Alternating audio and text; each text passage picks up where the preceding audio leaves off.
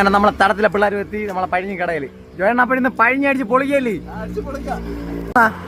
രാവിലെ ഒന്നും ഒരു ജോലി പോലും ചെയ്തില്ല. പഴിഞ്ഞെങ്കിലും തീർക്കോ? തടിപ്പണിയിൽ ഏറ്റവും ഡേഞ്ചർ ആയിട്ടുള്ള സാധനമാണ് ഈ സാധനം. ഇത് കഴിച്ചും കൊണ്ട് ജോഡി കയറ്റുന്ന വയറിൽ തീയിട്ട അവസ്ഥയായിരിക്കും. മുളക് എടുക്കട്ടെ അളിയാ, അന്നത്തെ പോലെ. തൈര് എന്തിനാ ചെയ്ത്? ഇഞ്ചിപ്പുളി.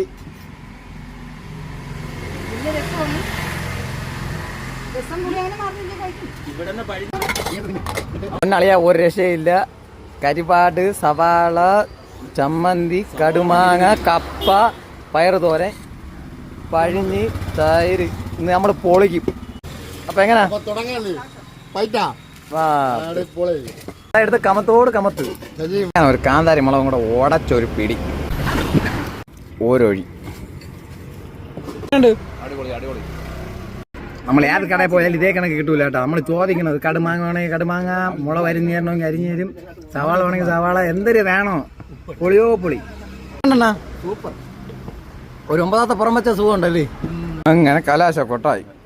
അപ്പം നിങ്ങൾ നമ്മളെ വെഞ്ഞാറ മൂടുന്ന ആറ്റിങ്ങിലോട്ട് പോണ വഴിക്ക് പറഞ്ഞിട്ടുണ്ടെങ്കിൽ നമ്മൾ ചേച്ചിയുടെ കടയിൽ കയറണം. പഴിഞ്ഞ് ഒരു രക്ഷയില്ല, പൊളിയോ പൊളി. കട 10 മണി കേട്ടോ. 10 മണി എത്ര മണിയുണ്ട്? അതാണ്.